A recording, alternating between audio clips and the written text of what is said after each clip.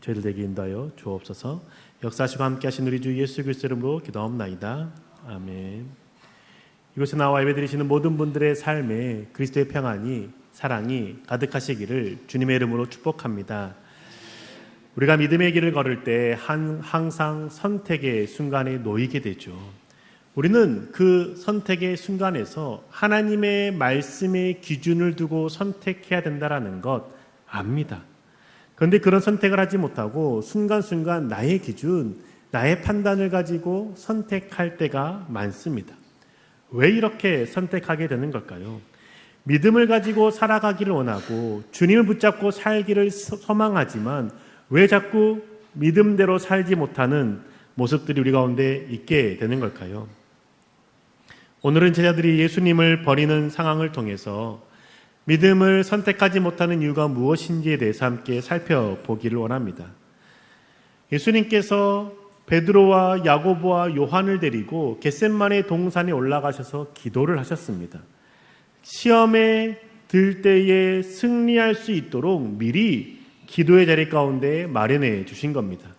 예수님도 이 기도의 시간에 하나님 앞에서 십자가의 길에 빠질 때에, 그 시험에 들 때에 시험에 승리할 수 있기를 소망하며 기도했죠. 예수님은 죽지 않기를 원했습니다. 그 십자가의 잔을 피하기를 원했습니다. 하지만 하나님 앞에 기도했고 하나님의 뜻을 받아들여서 그 시험에서 승리할 수 있었습니다. 하지만 제자들은 그때 기도하지 못했습니다. 눈을 감아버렸고 침묵했고 잠을 잤습니다. 자신이 시험에 들 때에 시험에 승리할 수 있도록 기도해야 했음에도 불구하고 기도하지 못했던 것이죠.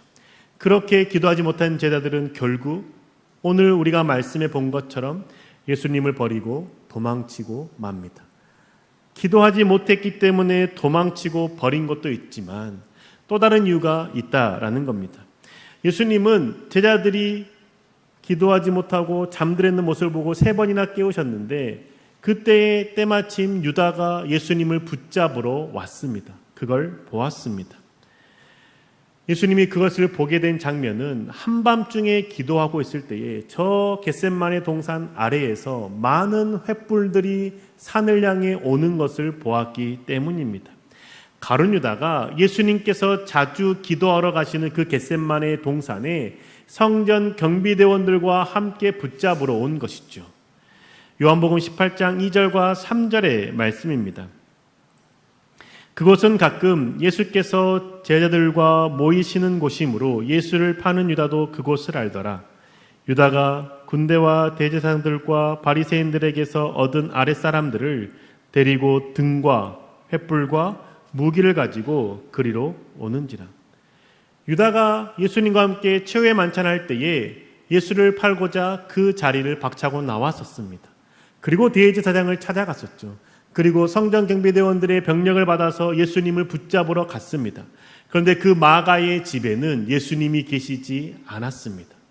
그래서 유다는 어디에 가셨을지를 생각했고 평소에 자주 기도하러 가셨던 그 겟셋마네 동산에 가면 예수를 만날 거라 기대했습니다. 그래서 횃불과 등을 들고 산을 향해 갔던 것이죠. 예수님은 그 모습을 지금 보고 계시는 겁니다. 그리고 제자들에게 말씀하시기를 나를 붙잡으러 오는 자가 가까이 왔으니 내려가자라고 말씀합니다. 유다는 예수님 붙잡으러 갈 때에 내가 예수가 누구인지 너희에게 명확하게 알게 해주겠다. 내가 입맞추는 자가 예수다. 너희는 그를 놓치지 말고 붙잡으라 라고 말합니다.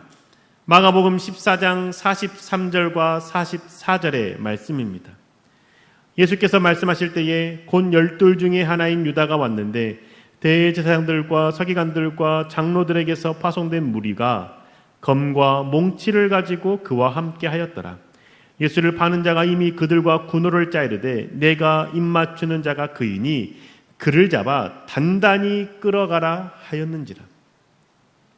마가가 가룟 유다를 설명할 때 무엇이라고 말합니까?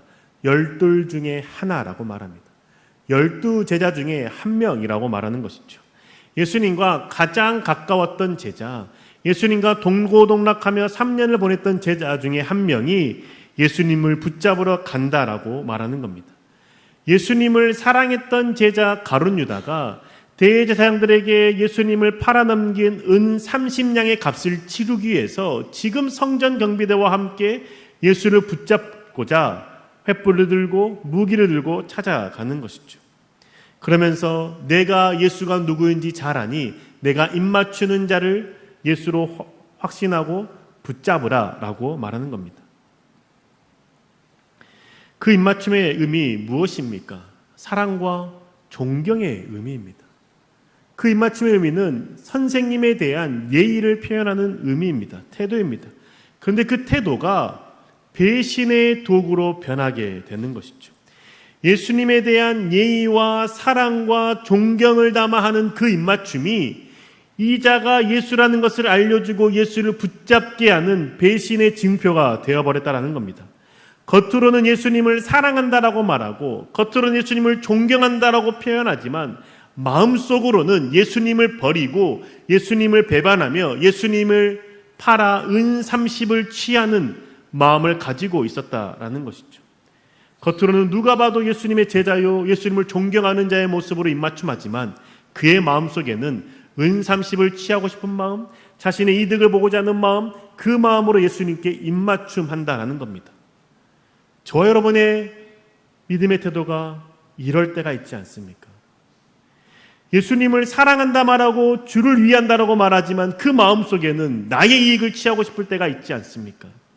내가 하는 일이 잘 돼야 된다라고 말하고 주를 위해서 성공해야 된다라고 말하지만 속마음은 내가 하는 일이 잘 돼서 내가 잘 먹고 내 자식들이 부족함 없이 살기를 바라는 마음, 그 마음으로 주를 위한다라고 고백하진 않습니까?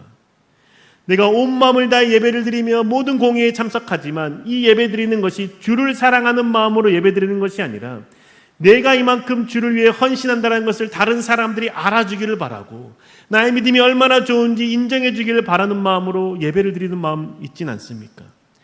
내가 하나님께 순종하겠다라고 고백하며 결단하지만 주님, 다른 사람들도 내 말에 순종하고 내가 순종하는 것처럼 나에게 순종해 주는 그 은혜가 있기를 소망한다라고 말하며 하나님 앞에 나아가진 않습니까? 기도할 때 하나님의 뜻이 이루어지기를 소망한다 고백하고 주님께서 원하시는 대로 되기를 바란다라고 말하지만 내 마음속에는 여전히 내가 정해놓은 그 답을 이루어지기만을 바라며 하나님께 나아가진 않습니까? 사람들과 하나님 앞에서 내가 주를 얼마나 사랑하는지 목소리 높여 찬양하며 주님 앞에 결단하지만 내 마음속에는 나의 이익과 나의 잘됨과 나의 인정받음이 그렇게 용솟음 치듯이 솟아오르고 있지는 않습니까? 하나님을 향한 사랑의 태도가 어느 순간 돈을 향한 사랑의 태도로 변하여 있지는 않습니까? 그런 유다의 모습이 저와 여러분이 있지 않습니까? 그런 모습이 있는 유다를 향해서 주님께서 어떻게 행동하십니까? 요한복음 18장 4절에서 6절의 말씀입니다. 예수께서 그 당할 일을 다 아시고 나아가 이르시되 너희가 누구를 찾느냐? 대답하되 나사렛 예수라 하거늘 이르시되 내가 그니라 하시니라. 그를 파는 유다도 그들과 함께 섰더라. 예수께서 그들에게 내가 그니라 하실 때에 그들이 물러가서 땅에 엎드려 지는지라. 예수님은 유다가 예수님께 나와 입맞춤함으로 예수님이 누구인지 알려줄 거라는 것을 아셨습니다. 그래서 예수님은 내려오실 때에 그 어둠 속에 횃불을 들고 있는 그들 앞에 너희가 누구를 찾느냐라고 질문하십니다. 그 한밤중에 횃불을 들고 있는 사람들은 그 횃불 범위 밖에 있는 사람들이 보이지 않습니다. 깜깜하게 어두울 뿐인 것이죠. 누구를 찾느냐라는 그 질문에 그들이 대답합니다. 예수를 찾는다라고 말합니다. 그때 예수님이 당당하게 그들 앞으로 걸어가시면서 내가 그다라고 말씀하시죠. 갑자기 어둠 속에서 한 사람이 당당하게 걸어 나오는 그 모습에 놀라서 그들은 뒷걸음질 치다가 엎드려지게 되는 겁니다.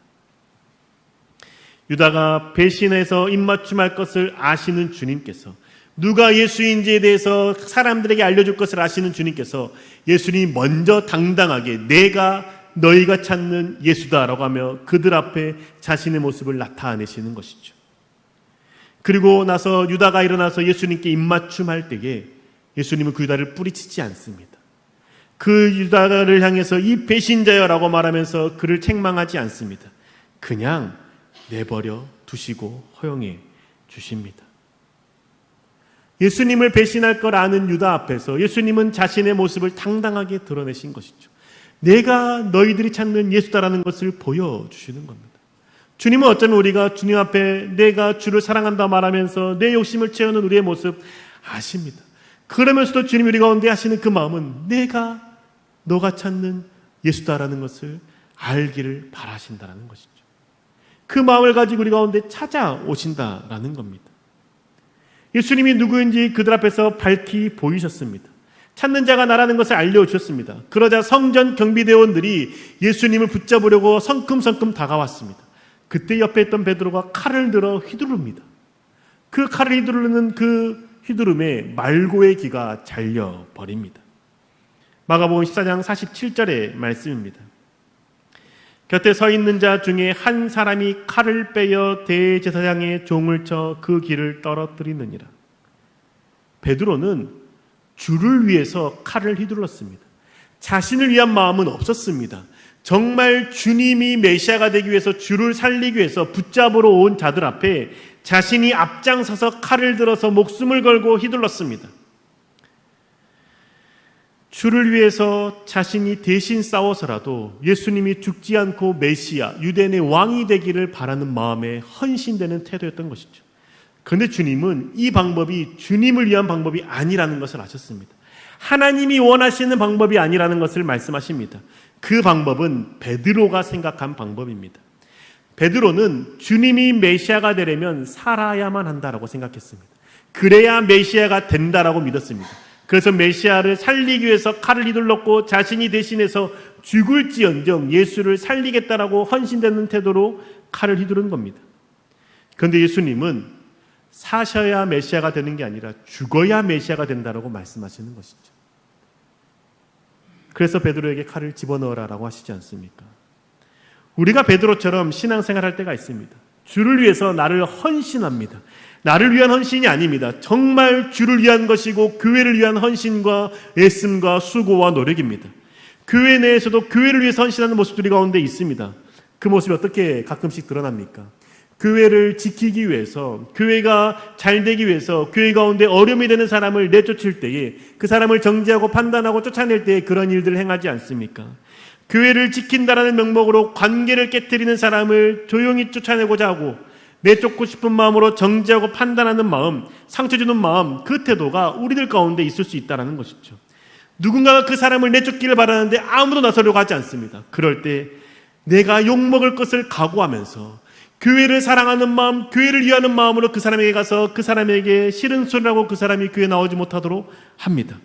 그게 헌신과 희생이라고 여깁니다. 그렇게 욕먹을 것을 각오하면서 공의의 칼날을 휘둘러 버리는 것이죠. 남이 알아주기를 바라는 마음도 없습니다. 정말 교회를 생각하는 마음, 교회가 잘 되기를 바라는 마음으로 그렇게 행동합니다. 그런데 그 방법이 주님이 원하시는 방법이 아니라는 겁니다. 주님은 정죄와 판단과 내쫓음으로 교회를 지키라고 하지 않았습니다. 사랑과 용납함과 가르침으로 지키라고 말씀하셨습니다.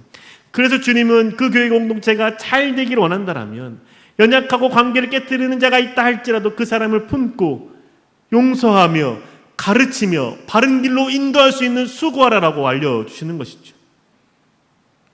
때로는 교회를 위한다고 말하면서 가정을 내팽개치는 일들이 있지 않습니까? 가정이 무너진데도 돌보지 않습니다.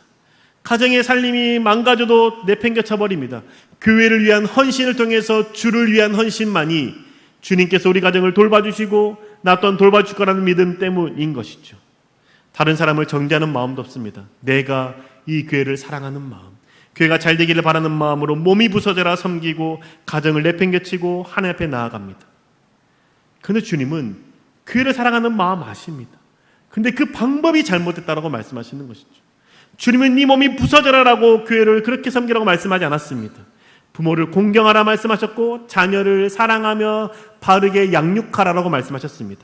남편에게 복종하라라고 말씀하셨고 아내를 사랑하라라고 말씀하셨던 것이죠. 주님의 방법은 가정을 돌보고 살피며 남편에게 순종하고 남편은 아내를 사랑하고 부모를 공경함으로 가정을 지키며 교회를 섬기기를 원하신다는 겁니다. 그런데 우리는 교회를 위해서 헌신되고 주를 위해서 모든 것을 바치면 주님께서 다 책임질 거라고 생각하면서 가정을 내팽개쳐 버리진 않습니까? 그게 베드로와 같은 모습으로 신앙생활하는 것이죠. 그런 베드로를 향해서 주님이 뭐라고 말씀하십니까? 마태복음 26장 52절에서 54절의 말씀입니다. 이에 예수께서 이르시되 내 칼을 도로 칼집에 꽂으라. 칼을 가지는 자는 다 칼로 망하느니라. 너는 내가 내 아버지께 구하여 지금 12군단 더 되는 천사를 보내시게 할 수 없는 줄로 아느냐.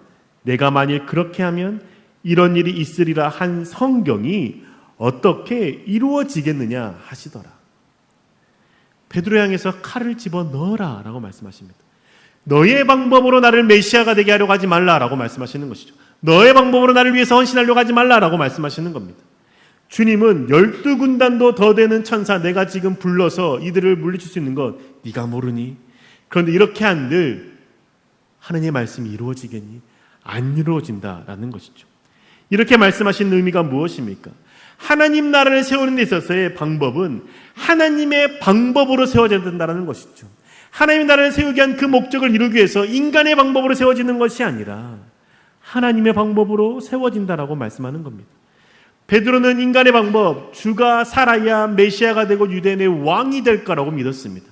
하지만 주님은 그게 아니라 주가 죽고 십자가에 달려 생명을 내놓아야 메시아가 되고 온 세상의 왕이 된다라고 말씀해 주시는 것이죠.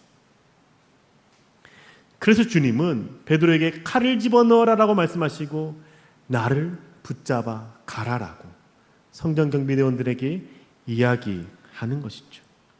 주님은 자신이 죽지 않기 위해서 천사를 보낼 수도 있었습니다. 그렇게 왕이 될 수도 있었습니다. 하지만 주님은 그렇게 하면 하나님의 나라를 이룰 수가 없고 하나님의 성경을 이룰 수가 없기에 하나님의 말씀을 따라 죽음의 그 길을 향해 걸어가시는 것이죠. 예수님께 스스로 붙잡히시는 것을 선택하시는 겁니다. 그렇게 붙잡히자 제자들은 모두 다 도망쳐 버립니다. 마가복음 14장 50절의 말씀입니다. 제자들이 다 예수를 버리고 도망하니라. 예수님이 붙잡히는 걸 보고 제자들이 도망칩니다. 왜 도망칩니까? 예수님 곁에 있다가 자신도 함께 붙잡힐 것에 대한 두려움 때문입니다. 예수님의 옆에 있다가는 내가 손해보고 내가 피해를 입고 내가 어려움을 당할 것에 대한 두려움 때문에 예수를 버리고 도망치는 겁니다. 그 전까지는 예수님 곁에 잘 있다가 예수님이 붙잡히는 그 순간 예수님을 떠나버리고 예수님을 포기해 버리는 것이죠. 예수님 붙잡힐 때 나도 손해볼 것 같고 나도 붙잡혀서 어려움을 당할 것 같으니 도망쳐 버리는 것이죠. 우리도 제자들과 같은 모습으로 신앙생활할 때가 있지 않습니까? 주를 믿는 자로 살아갈 때 내게 다가오는 이익보다도 손해가 있다라고 생각할 때에 예수님을 외면하진 않습니까? 그때가 언제입니까? 많은 경우 정직을 선택해야 되는 그때라고 생각합니다. 세상은 정직하게 살면 손해보는 곳이 세상입니다. 탈세도 마찬가지지 않습니까? 편법도 마찬가지지 않습니까? 그런데 성경은 거짓의 아비가 사단이라고 말씀하십니다. 이익을 위해서 거짓을 선택하는 것은 하나님의 편이 아닌 반대편에 서는 것임을 우리 가운데 말씀해 주는 것이죠. 왜 하나님을 믿고 믿음의 선택을 할 때 가장 어려운 지점이 여기이지 않습니까? 주를 믿는 자로 살아갈 때 주를 믿는 그 방법을 선택했을 때 손해보는 것 같은 그 지점, 세상에서 조금 내가 불이익을 당할 것 같은 그 지점에 맞닥뜨리는 순간 하나님을 버리고 외면하지 않습니까? 그 전까지는 주님 곁에 잘 있습니다. 제자들이 주님 곁에 붙어있는 것처럼 잘 붙어 있습니다. 그런데 주님이 붙잡히는 그 순간 나도 붙잡힐 것 같은 두려움 때문에 도망쳐 버리는 것이죠. 주님 곁에 있다가는 내가 손해볼 것 같은 그 지점에서 주를 버리고 도망쳐 버리는 모습 우리 가운데 있지 않습니까? 그런데 주님은 우리의 그런 모습 아십니다. 하시는 주님께서 어떻게 하셨습니까? 요한복음 18장 8절과 9절의 말씀입니다. 예수께 대답하시되 너희에게 내가 그니라 하였으니 나를 찾거든 이 사람들이 가는 것은 용납하라 하시니 이는 아버지께서 내게 주신 자 중에서 하나도 잃지 아니하였사옵나이다 하신 말씀을 응하게 하려 함이러라. 주님은 제자들이 도망칠 것을 아셨습니다. 그래서 어떻게 하십니까? 내가 붙잡힐 테니까 너희들이 찾는 자 나이니까 나를 붙잡고 내 주변에 있는 제자들을 놓아주라라고 말씀하시는 것이죠. 제자들이 도망칠 걸 아시는 주님께서 도망칠 때에 안전하게 도망칠 수 있도록 길을 열어주시는 겁니다. 왜 이렇게 하시는 겁니까? 그 이유는 도망치는 것을 그냥 완전히 자포자기 하는 것처럼 내버려 두시는 것이 아니라 지금은 도망침에 있지만 내가 부활하여 너희를 만난 후에 너희는 나를 붙잡고 나를 위해 살 것을 주님이 아셨기 때문입니다. 지금은 너희가 믿음이 없어서 지금 네가 정직을 선택하지 못하고 내 옆에 있는 걸 선택하지 못하지만 네가 부활의 주님을 만나고 부활의 주님 앞에 서게 되는 그날 너는 다시 주님 앞에서 주를 위해 네 것을 헌신하며 주께 자신의 것을 내어 맡길 그 믿음의 삶을 살아갈 것을 아시기에 나만 붙잡고 제자들은 가게 두라라고 말씀하셨던 것이죠. 주님은 우리를 향한 사랑으로 인해서 우리가 다시 돌아와 회복되어지고 주님 앞에 내 삶을 드릴 것을 아시기에 그렇게 이끌어 가시고 그렇게 인도하시기에 지금의 연약함 용납하시고 봐주시고 허용해 주신다는 것이죠. 그러면서 주님은 우리를 붙잡으시고 우리를 대신해서 십자가에 달려 죽으셨다라는 겁니다. 저와 여러분은 오늘 이 제자들의 모습 가운데 어떤 제자의 모습으로 살아가고 계십니까? 가룟 유다의 모습입니까? 주를 사랑한다라고 말하지만 속으로 내 이익을 챙기며 살아가는 모습으로 신앙생활하고 계십니까? 아니면 베드로입니까? 주를 위해서 내가 모든 것을 헌신할 수 있다고 말하지만 그 방법이 나의 방법입니까?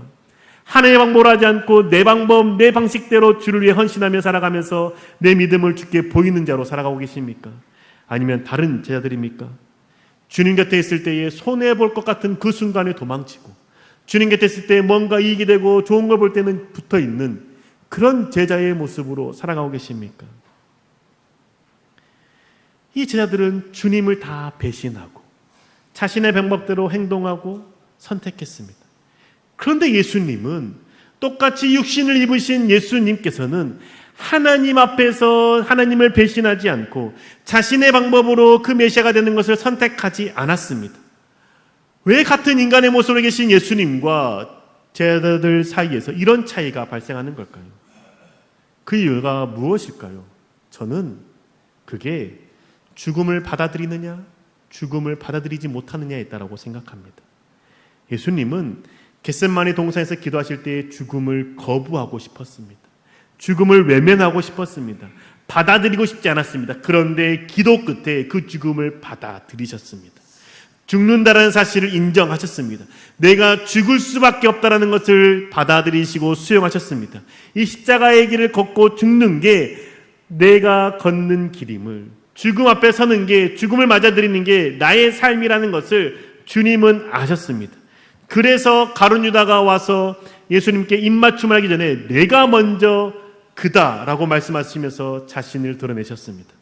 베드로가 칼을 들어서 휘둘러 말고의 길을 자르실 때에 그 칼을 집어넣으라 하시면서 말고의 길을 고쳐주셨습니다. 12군데나 더 되는 천사를 부르실 수 있었지만 그렇게 하지 않고 나를 붙잡아 가라라고 말씀하셨습니다. 그리고 제자들이 이 자리에서 도망칠 것을 아셨기 때문에 나를 붙잡아 갈 때에 나만 붙잡고 다른 제자들은 놓아주라라고 말씀하셨던 것이죠. 예수님은 자신이 죽을 수밖에 없는 상황 가운데 있음을, 죽을 수밖에 없는 존재라는 사실을 받아들일 때에 믿음의 길을 걷게 된 겁니다. 하지만 제자들은 죽음을 거부했습니다.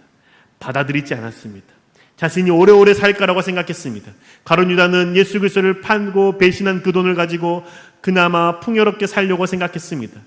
그 중에 베드로는 그래도 자신의 생명을 바칠 각오로 주를 위해서 칼을 휘둘렀습니다. 그런데 그게 잘못된 방법이었습니다.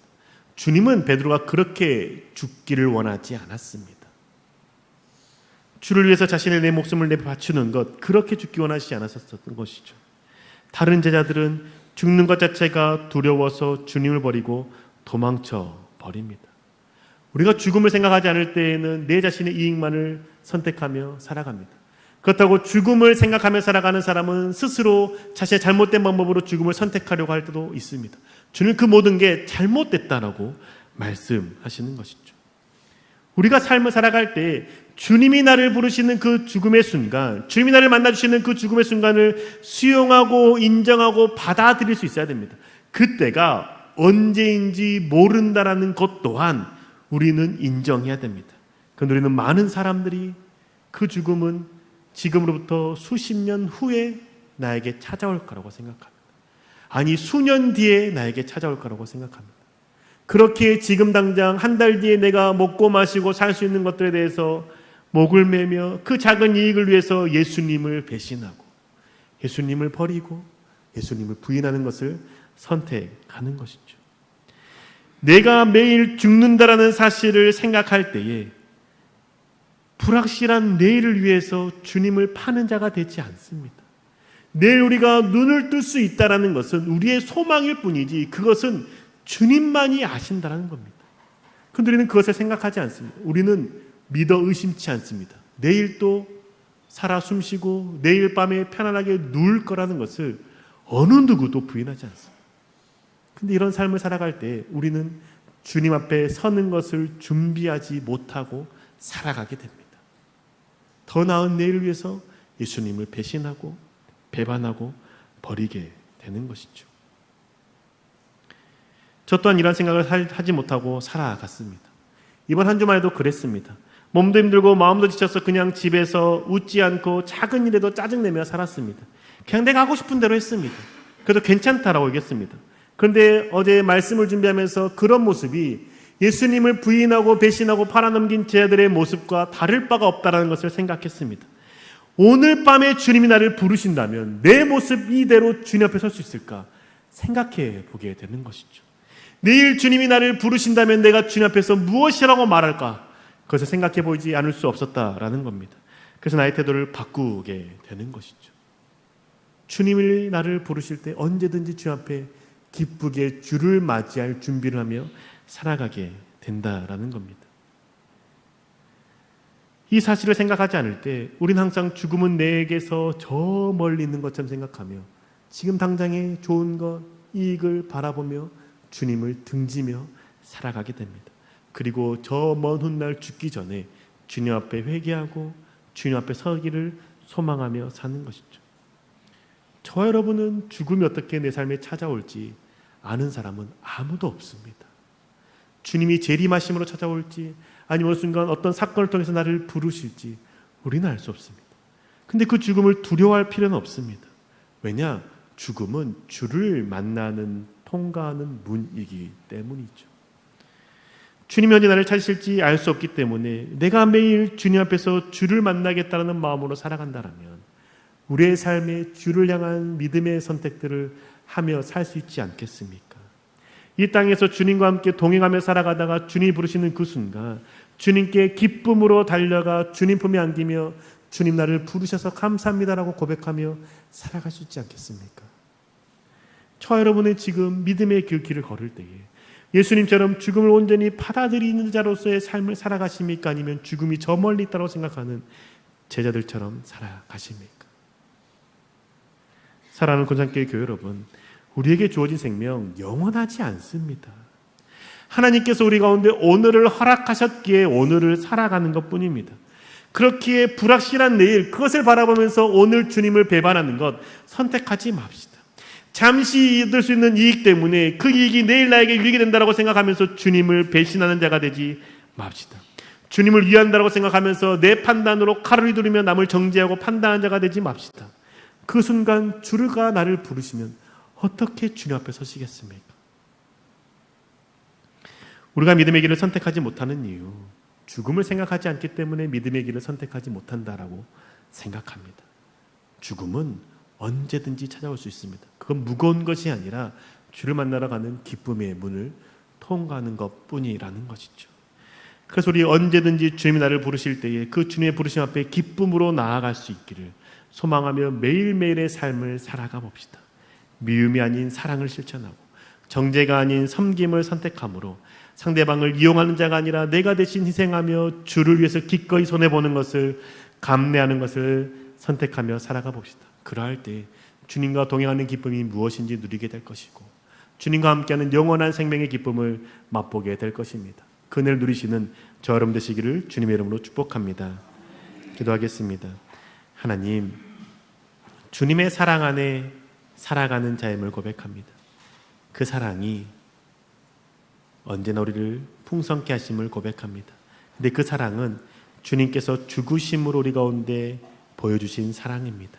주님의 그 죽으심을 우리도 생각하고 내가 언제든지 주님 앞에 설 수 있음을 기억하며 살아가는 죄들 되게 하여 주옵소서. 믿음의 길을 걷게 하여 주시고 믿음을 선택하게 하여 주셔서 주와 함께 동행하는 자 될 수 있도록 인도하여 주옵소서. 우리 가운데 함께 할 줄 믿사오며 살아계신 예수님의 이름으로 기도합니다. 아멘. 338장 부르시면서 함께 하나님 앞에 예물 드리겠습니다.